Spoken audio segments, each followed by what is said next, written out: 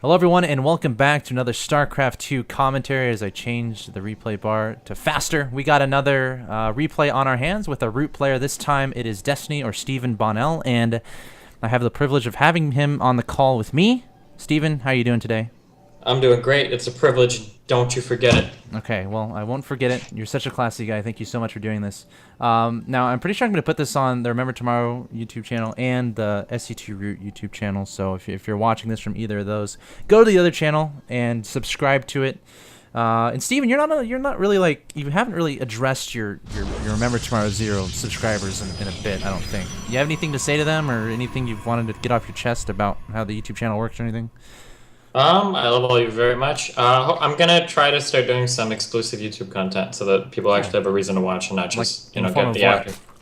I'm not sure yet. I've got like a few ideas on the table. I'm kind of brainstorming with my YouTube guy, and we'll see what goes on with that. Cool. Well, I'm looking forward to it. I'll definitely be sure to tune in anytime a new video comes up. But what we're doing today, we kind of did with Cats and Druby in that we kind of analyzed a replay. And we went from there, you know, obviously having the pro player here to kind of give some feedback, or not really feedback, but give some insight onto what he was doing, the decisions he was making. It's definitely beneficial to the process, and I feel like it's beneficial to the people watching. So this is going to be a match between you in the top right-hand corner, ROOTDestiny, the Blue Zerg player, and in the bottom left, we have the Red Protoss player, Remark from MxG.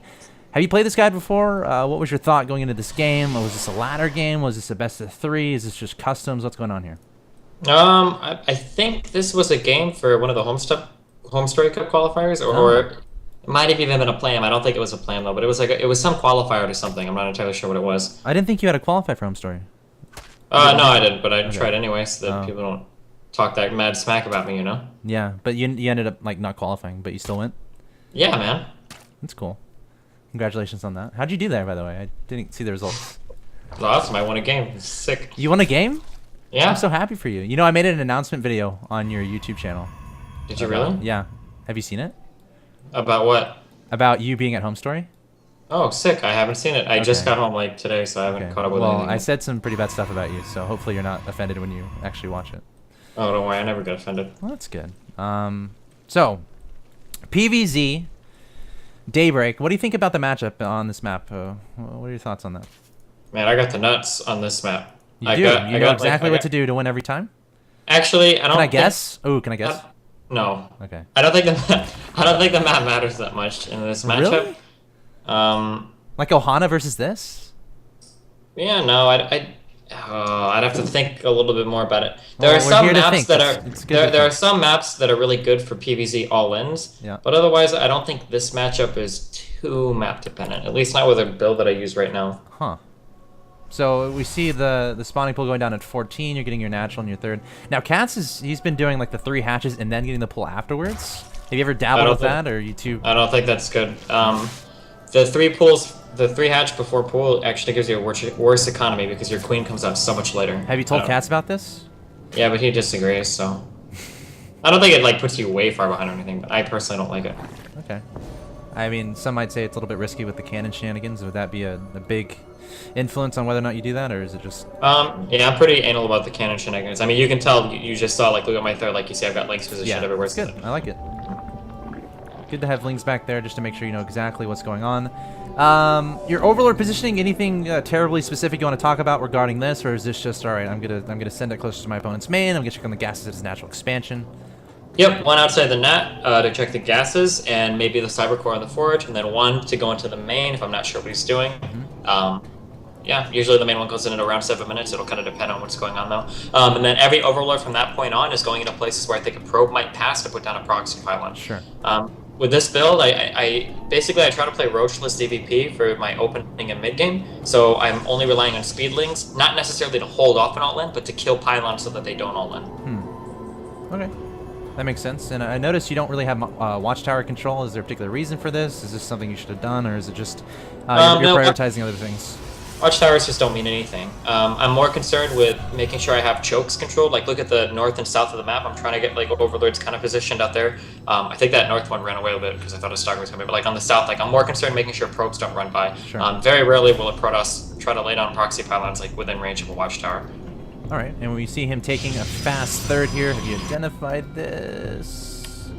No, you haven't seen it just yet. Do you have reason to believe that's there, or what's kind of your thought process as far as this is concerned? At this point in the game. I'm not sure. Actually, I'm kind of confused because there haven't been any attempts to lay down a proxy pylon, and I see he hasn't taken the gases at his expo, so that's my cue to move my Overlord up to check to see if he's taking his third. To go, look, I think my Overlord's moving on. Yep. Oh, and you did spot it. So now that I spotted, I yeah. transition into crazy macro mode. I made some lings, I'll try to pressure with them, but all I'm trying to do now is 3 base, as much gas as possible. I'm trying to crank out 12 to 14 mutas ASAP. Really? I'll use my links to keep him locked in his base, and I'm just trying to get 12 to 14 mutas to keep him locked in his base further. And after that, I'll try to take a 4th, get like 20 drones down there super fast. Hold on, don't spoil. Relax. Oh, calm down. No spoilers yet, but spoiler alert. I mean, a lot of Zerg players see this 3rd going up and they're like, okay, hang on. I'm not going to let you get a 3rd in 8 minutes. That's not going to happen. Now, what goes in your decision to just let it go up? Like, some Zerg players just make a bunch of lings, a bunch of roaches, really try to pressure this. Yet, it's all Linux to stop it, and it relies on your opponent not being good with force fields. Against like 80% of Protosses, I mean, even a lot of pros, that kind of mentality will work. Yep. But against some Protosses, I'm talking about people like Sase or Naniwa, like or even MC. Like if you try that, like their force fields are just going to annihilate your Roachling all in. And I call it an all in because if you don't kill the 3rd with that heavy Roachling aggression, your Lair Tech, your Hive Tech, your 4th, and your Gas are all going to be way too late to mount any kind of viable mid to late game attack against a Protoss or defense actually, because they're going to be the ones killing you. Yeah, I mean, it just seems a little bit like you're just letting him do whatever, right? You know what I'm saying? Like it's like I don't know. He's just able to get his 3rd down, not really a lot of pressure being applied, doesn't have to worry about defending multiple locations at once, at least until the mutas are out, so I don't know, to me it seems very interesting. I don't know if you have any further thoughts on that. I mean, basically the way that a real-time strategy game is played is each of you have little check marks in your game that each of you want to hit, and right now his check mark is to get a 3rd up fast, to get an economy going, and a big army, blah, blah, blah, blah, blah. I understand that check mark, and I have my own goals, and I'm confident that if I hit my goals while he's trying to hit that set of goals, I'm going to come out on top. Because I'm going to have a very quick hive, I'm going to have a 4th that's going to be saturated very quickly, and I'm going to have so much stuff, so much stoof, that I feel like I'm in an okay spot. So yeah, and this is kind of where, I was talking about the map a little bit. Your 4th base, it's as far away as it can be from your opponent's main base, whereas on like a map like Ohana or like a Cloud Kingdom, you're like a lot closer. Like where do you actually take a 4th on Cloud Kingdom that's not, closer to your opponent? It doesn't really exist. So, sure, does your strategy as far as mutas are concerned, are you taking that in consideration, based on the map? I mean, very little. I mean, once with the way these timings work, like once these mutas are out, like he's going to be locked in his space. It doesn't matter if we're playing Steps of War or if we're playing Atlantis space. Like, I mean, yeah. Oh crap! All right, cut off. But you're talking about mutas, and we were talking about map dependency. Do you remember the point or whatever you were trying to make? Yeah, I'm not really big on, or like I understand like on some maps it could be harder to take a 3rd or a 4th, or harder to defend, but it's not that huge. But I guess on some maps it could be kind of important. But I follow the same general template. Usually this works regardless of the map. So tell me about the role of speedlings in this play. I mean, obviously, ideally you want to get some cost-efficient trades in, but a lot of Protoss players will just straight up wall off everywhere, and you're unable to do much with those. Do those have much utility late game? What's your ulterior goals with these Zerglings? Right now, all I want to do is keep him trapped in his base as long as possible. Right now, if he moves out of his base, he's going to lose a lot of probes, and he knows that. So basically, keeping him on 3 bases is just kind of your goal right now? Yep, and more importantly, not attacking me, but yeah. Sure, so what happens if you're like unable to do any damage to his economy? What if he has like cannons everywhere, stalkers in perfect position, and you just can't get damage done? Are you worried about that? Is that on your mind? He's built a lot of cannons. I mean, that is damage. I mean, every cannon is 150 minerals. Sure. It's not going towards the stalker, blah, blah, blah, blah, blah. The fact that his stalkers are being positioned where they are means he's not attacking you with them, he's not trying to take a 4th with him, so... I mean, even if I technically don't kill a single probe, I don't consider it a bad investment, because if you look like right now, like, I've got my 4th completely saturated, I'm working towards hive, I'm getting upgrades, I'm doing all sorts of great stuff, behind this little pressure stuff. Alright, and we see you going for a roach composition. You have the hive on the way, so you'll be able to start that greater spire relatively soon. Now, obviously, if I may be so forward as to suggest, a pretty key part of this strategy is utilizing those spine collars. And as far as that's concerned, where do you focus on building those, and what goes into deciding where you actually put those, especially on this map?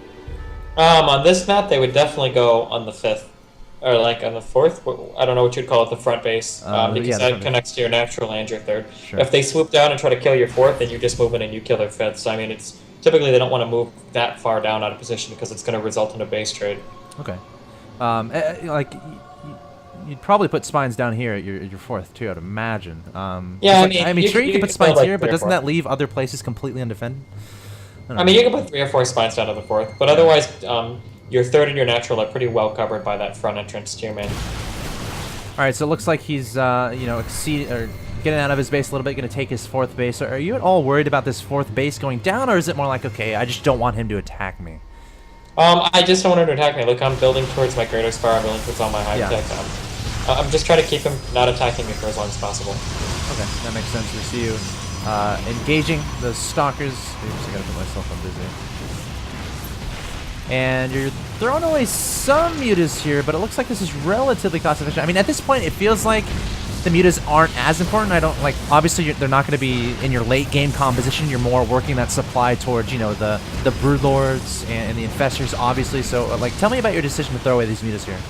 Yeah, it's just that I'm looking to just get rid of them at this point. Maybe I could have gone for probes there, but I mean, stalkers are okay too. I'm just looking to get rid of them basically as soon as possible. All right, looks like he's attacking. Hold on, let me move your little face. Wow, that's a lot of money. That's a lot of gas. Just now morphing in those broodlords. Your supply blocked a little bit. Should probably build a few more spines considering you have the money to do so. He's not really being too aggressive right now. I don't think he has the fleet beacon down yet, or even a Stargate at that. That's kind of instrumental late game PvZ. I feel like getting that mothership. Would you kind of agree with that? And is that like on the edge of your mind that he might be going for mothership? I mean, yeah, every Protoss heads to that eventually, but he's just trying to get his fourth set up for now. Okay. And I've been kind of scouting with those mutas, so I mean, I can see that he doesn't have one yet. All right, so we see him charging towards your fifth base. You're going to engage here. The fungal's going down. Roach is not doing much. There's only 2 broodlords here. What's going through your mind right now? Are you kind of freaked out? You're like, oh, I got this? What's going on? I thought I'd be okay here because I can reinforce quite a bit, and I figure my money's going to be quite a bit higher than his. I probably could have dropped those infested Terrans quite a bit earlier. Yeah. I don't have as many broodlords here as I'd like. Having 4 broodlords here would be much better than just 2. So this doesn't go as well for me as it could. Doesn't go well at all. Looks like you're going to lose this base, and now you're forced to, I guess, retreat and take camp, you know, in a defensive location at one of these bases. I'm assuming he's going to proceed to the natural or the third or the fourth. And it looks like you're trying to get your forces together so you can better go for this. What's going through your mind right now? Are you starting to worry about putting down spine collars to defend against this? Just trying to save one base? Or you gonna like what's going on here? I mean, look how much money I've got. I have so much money, and I've got these broodlords morphing up top. I figure if I can just hold this attack off, I'm probably going to be in a really good spot. I just have to get rid of these units and try not to lose too much in the meantime. Yeah, I mean, your fifth base is down. He's getting a fourth up behind this. I don't see any counter aggression going on. It looks like you should be able to clean this up. Actually, his stalker's doing a ridiculous amount of damage. You're making more and more roaches. I think these broodlords should finally get pecked away. I don't see any more corruptors in production. Your gas is getting... I guess it's still up there, but it's not as high as you would like it to be if you're of course, trying to go for the Greater Spire play, or the broodlord play. And it looks like he just keeps coming forward. At any point here, were you, like, you know, freaking out a little bit, or are you confident at this point? No, I mean, I lost quite a few broodlords. Yeah. My management of my roaches is a little bit poor in keeping them together with the broodlords, and Sure. that was a little bit off by me, but I don't feel too horrible at this point. I mean, I am working towards getting that broodlord infestor army out, and I was able to fend off that attack, and now after all of that, we're back down to even bases, even though I lost a lot of drones on my natural. So, I mean, it's not like he ever got ahead in that attack, you know? Sure. I mean, he took down a lot of your expensive units, but it looks like you have the economy to be able to rebuild that eventually. It might take a little bit longer. Now, in your mind, are you thinking, okay, he has a timing here because I'm building I'm trying to get my expensive units out on the field. They're not out on the field yet. I'm a little bit vulnerable. Was this going through your mind, or are you feeling relatively comfortable at this point? I mean, I'm a little bit vulnerable, but I'm trying to create a lot of roaches to compensate for that vulnerability. Sure. Okay. That makes sense. We see these zealots going after these spine collars at the fourth. Nice transfuses with the queen. Good thing you're not terribly on top of your injections, so you can have those available. What do you consider the role of queens as the game goes along here? Like, are you building extras at this point? Is that in your mind, or are you considering pulling some queens from your hatcheries once they get maxed in larva or something? Or yeah, after I max out on broodlord and get a decent number of infestors, I'll probably put my queens forward with my broodlords for transfusion. It's always good. All right, and we see roaches jockeying for position here in the middle of the map, adding on more and more roaches, or actually broodlords. So we got 3 on the way. We got +3 carapace, +3 missile attacks, a lot of stalkers being morphed in, and he's on 4 bases right now. I see that you have a link at the top left. Do you have burrow? No, you don't have burrow. Why don't you have burrow? That's just a mistake. Burrow and Overlord Speed are kind of staples late game. You should always have them. There's no reason not to. I was just kind of so on edge, I guess, here that I was a little bit worried. So. Now, would you ever consider incorporating drops? I mean, have you seen those Zerg players that have been like dropping on top of sentries and stuff? You know, like a 2-base Protoss or stuff like that. Late game yes, against 2-base Protoss openings, I always go for Baneling drops really early. But against this more passive style of play, I don't. Sure. I opt to just go for this Broodlord Infestor. Yeah, I mean, it feels like kind of if you're doing a lot of Mutalisk harassment, they should be at least a little bit prepared for any sort of drops, considering like that's air units going into their main both cases. So I could see why you wouldn't really go into that. Looks like a War Prism coming forward here, being incredibly annoying. 3 Stalkers being dropped down. You have some Corruptors returning over here. What do you think the best way is to deal with War Prism play? I mean, there's the argument that, okay, building Spine Crawlers and Spore Crawlers, that's wasting drones. You'd rather have that for your economy. You could argue that, okay, I'd rather, you know, have good micro with units to deal with that. Is it cost efficient to put down Spines and Spores in all of your bases? Or I mean, putting down a fair number of Spines isn't terrible, especially at mining bases. Sure. I mean, there's no, like, great way to deal with it. It just really depends on the position and the time and what's going on exactly. Sure. All right, we see you continuing to build a lot of spores, and you're kind of getting low in money. At this point, how are you prioritizing, you know, static defense, your economy, and unit production? Ooh, you actually did a nice little trick there. 208 out of 200. Yeah, I'm just trying to get the Broodlord Infestor army out. I feel like once I get that out, I'll be in really good shape. Yeah, I need to saturate these gases in the middle here. It's kind of important. Your other gases look fine. I think you lost your queen down here. Bottom right, nice little harassment by him. Neural Parasite on the way. Is that in anticipation of the mothership, I'm assuming? Yeah, mothership or other air units too. Okay. You think it's definitely worth it to try to Neural Parasite like other air units or Archons and stuff, or is it? Yeah, if he comes at you with like 3 Void Rays and you've got no anti-air, then sure. yeah, Neural Parasite is definitely great. Sick. Well, we see a pretty big engagement here. 202 supply. You're at no infestors in this composition. Well, what went into your decision here to attack without those infestors? You're just trying to be cost efficient with the roaches, or what? So many roaches. Yeah, you do and he has very little. Well, he has no Colossus, and I didn't see those Void Rays until later. So I mean, I figure like with Broodlords laying down Birdlings in front of the Stalkers, plus all these roaches, like it's a good attack. You have no anti-air. Yeah, that's not good. I think these Broodlords are all dead. They might be. So I think I just try to push as hard as I can while they're still alive. Like if I were to just retreat here, nothing good would come from that. I would just lose them all for free. So I just keep pushing and pushing and pushing. Ouch. Units lost really quick. Seems about even. You definitely lost a lot of Broodlords in this game, though. And he has a lot of Voiders on the field. It looks like your reaction is a lot of Corruptors and Infestors. Is that just based on the amount of minerals and gas you have, or do you think that Corruptors are better use against Infestors? Do you think it's good to have a mix of both? Corruptors are really good because I can turn them into Broodlords afterward. I get rid of the Void Rays, and then Infestors are good because they'll keep my future Broodlords safe. Roach is trying to do damage, but the Void Rays proving to be very cost efficient. And now the Corruptors finally coming in here to help out. Still haven't taken your gases at the middle base, so that's okay. We won't pay attention to that too much. And your Corruptors actually melting pretty fast to these Void Rays. Does he have any upgrades? He does have +1 upgrades. Do you see carriers a lot late game? PvZ, or how effective do you think they can be? Protoss are very slow to get to them, but they do start to. Void Ray carrier should be a staple late game PvZ comp. Like you need it to be Broodlord Infestor. Do you think the metagame will eventually get to that point where most Protosses are doing that? No, I don't think there's enough time. Heart of the Storm will come out before then. But yeah, carrier Void Ray is the best way to deal late game with Broodlord Infestor. Alright. I probably agree, yeah. I can definitely see that. Looks like he's taking his base at the top left. I don't think you're really worried about that as far as I can tell. You haven't sent many units up there. You definitely know it's there, but there's a lot of cannons.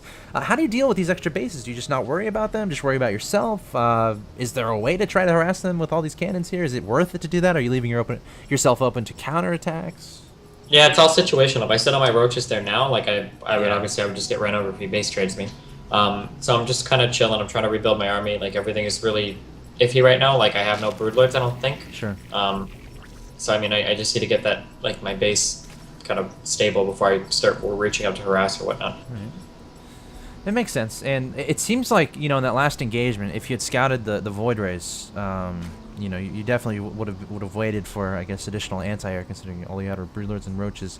You know, was that like did you send it, like was that on your mind? All right, I should probably send an overlord in to see, you know, if he's making that Stargate transition. Is that like something you have in your mind? Okay, at this point, I'm gonna send an overlord to see, you know, if he's teching to the Stargate play, or did that? No, that was my mistake. And he honestly, he shouldn't have had void race that fast. But if you look in front of my fit there, like, he's had an observer in my army the entire time. I don't know if I just didn't see it, but I should have had an overseer something to clear that out. So he was really good on his, like, switching to Stargate and everything, and make sure he had all of that in line to deal with the broodlords I was making. So you said he had him too early? Well, he had him a lot earlier. He put up 3 Stargates really early during my broodlord time and everything. So I mean, he was like really ready for it. A little bit earlier than I was expecting.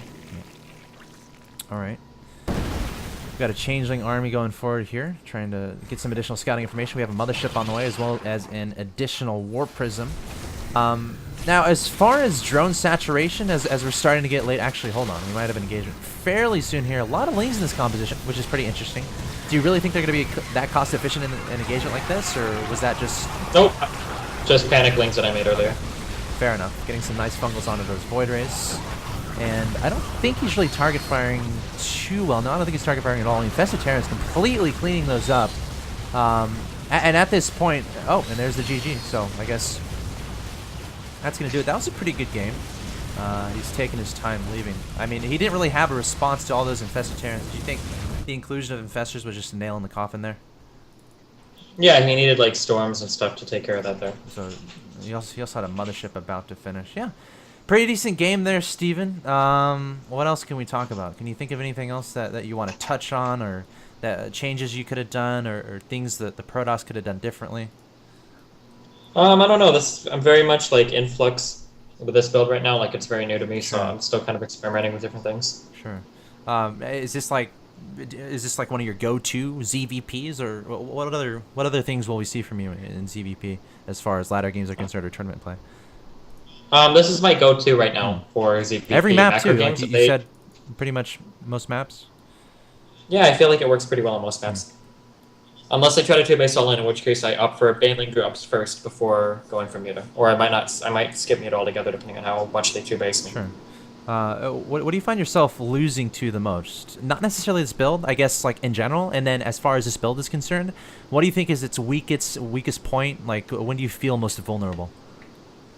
My transition between mutas to roaches. Sure. If I get attacked while I'm trying to keep them in the race with the mutas, I can get in big trouble there. But yeah. And as far as in general, what do you find yourself dying to the most in the ZVP matchup? The 2-base timings, or is there a specific 2-base timing? Yeah, different 2-base timings give me trouble still. Okay, like the Immortal all-in's pretty good. I had another question. It's like escaping me though. Oh yeah, okay, so say I'm a Protoss, right, and I'm trying to deal with these Mutalisk play. Well, what's the best way to deal with it? Do I just turtle, make a lot of cannons? Do I pick up everything and go for a base trade? Do I go for Storm immediately? Do I go for, you know, Colossi, Blink, Stalker? Well, what do you think is the best way to react as a Protoss player when you're going up against this Mutalisk heavy style? I don't know. Some people will throw up like 1 High Templar on each base and then do a big attack. That can work sometimes. I mean, it just kind of depends on what kind of army you go for and how comfortable you feel managing that army. Okay. Fair enough. And I think I'm out of questions, but, you know, thanks for coming on today with me. It was very enjoyable. Hopefully it was helpful to people watching. Hopefully the analysis was sound and people can benefit and be educated by what we're pushing out here, the content we're pushing out. Look out for more of it. Really trying to push more content onto the SC2 Root YouTube channel, so please be sure to subscribe to that. You can check out my personal YouTube channel. I usually put up casts up there of different games. It's youtube.com/AxeltossSC. All relevant information should be in the description below. Steven, any final words you want to say to the subscribers or anyone watching, any fans? Thanks everybody for watching and supporting me. And his Twitter, of course, will be in the description. So, Steven, thanks a lot. It was a lot of fun, and hopefully we can do it again soon. And thank you all for watching. Again, subscribe for more content from Root, and be sure to please provide feedback. What do you want to see? What exactly do you want to see? You want to see more analysis? You want to see some banter? Do you want to see you know, an SC2 state of the game for Root or something like that? You know, anything goes. Give us that feedback, and we'll see what we can do. All right, so the ending kind of cut off there. So just ending the deep breath. That's all I'm doing here. Thanks for watching.